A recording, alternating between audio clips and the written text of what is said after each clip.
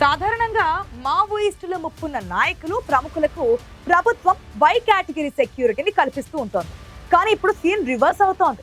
ఇద్దరు కీలక మావోయిస్టు మాజీ నాయకులకు ప్రభుత్వమే ప్రత్యేక భద్రత కల్పిస్తోంది. జనజీవన స్రవంతిలో కలిసిన ఇద్దరు అగ్రనేతలకు ప్రత్యక్ష భద్రతను సమకూర్చింది. మావోయిస్టు పార్టీ అధికార ప్రతినిధి లేఖతో ప్రభుత్వం ఈ నిర్ణయం తీసుకుంది. అసలు అభయ లేఖలో ఏముంది? లొంగిపోయిన మావోయిస్టులకు భద్రత కల్పించే పరిస్థితి ఎందుకొచ్చింది?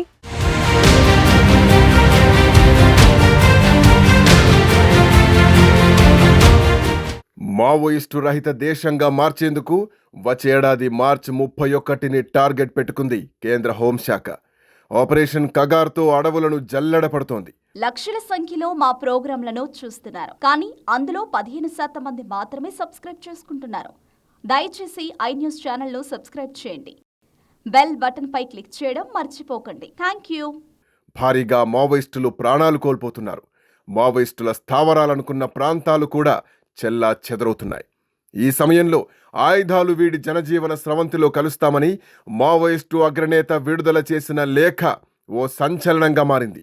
సాయుధ పోరాటంతో సాధించేదేమీ లేదని ఉద్యమంలోని అగ్రనేతలే ఓ నిర్ణయానికి రావడంతో మావోయిస్టుల మనుగడ కష్టమైపోయింది. ఈ ఏడాది ఇప్పటి వరకు 279 మంది మావోయిస్టులను భద్రతా దళాలు మట్టుబెట్టినట్లు కేంద్ర హోంశాఖ ప్రకటించింది. అలాగే 680 మంది మావోయిస్టులను అరెస్టు చేయగా మరో 1225 మంది లొంగిపోయారు. ఇదే సమయంలో ఇద్దరు అగ్రనేతలు ఆయుధాలు వీడి అనుచరులతో సహా లొంగిపోయారు.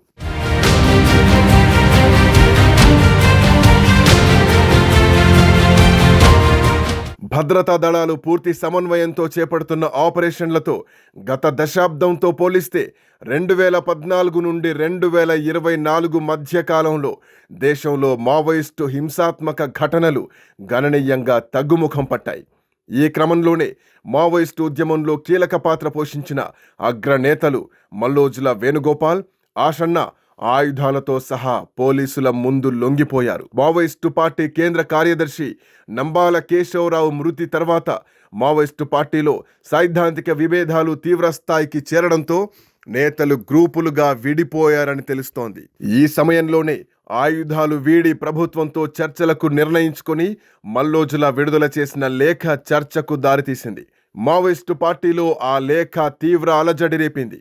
ఎట్టకేలకు ఈ నెల 15న మహారాష్ట్ర సీఎం దేవేంద్ర ఫడ్నవీస్ సమక్షంలో మల్లోజుల వేణుగోపాల్ 60 మందితో కలిసి సరెండర్ కాగా, ఆ తర్వాత ఆషన్న ఛత్తీస్గఢ్లో తన టీం సభ్యులతో లొంగిపోయారు.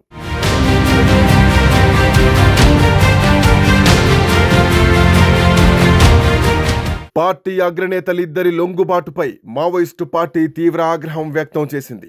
నమ్మక ద్రోహం చేశారని, వారిని క్షమించేది లేదని మావోయిస్టు అధికార ప్రతినిధి అభయ్ పేరిట ఒక లేఖ విడుదల చేశారు. అందులో వాళ్లు తాము పొందిన నమ్మకాన్ని తాకట్టు పెట్టారని, ఉద్యమాన్ని ధిక్కరించినందుకు తగిన శిక్ష తప్పదని పార్టీ హెచ్చరించింది.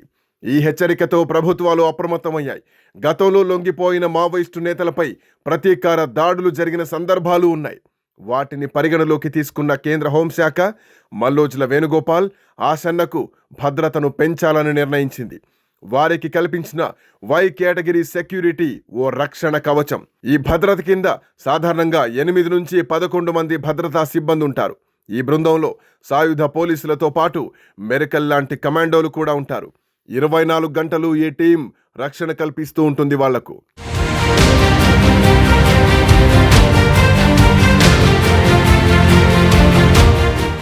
లొంగిపోయిన అగ్రనేతలు టార్గెట్ అయితే కేంద్రంతో పాటు ఆయా రాష్ట్ర ప్రభుత్వాలకు చెడ్డ పేరొస్తుందని, మిగతా మావోయిస్టుల లొంగుబాట్లపై ప్రతికూల ప్రభావం చూపుతుందని అధికారులు భావిస్తున్నారు. అందుకే కేవలం భద్రతా కారణంతోనే కాకుండా భవిష్యత్తులో మావోయిస్టుల లొంగుబాట్లను ప్రోత్సహించి వారికి భరోసా ఇచ్చే వ్యూహాత్మక నిర్ణయంగా కూడా కేంద్రం చూస్తోంది.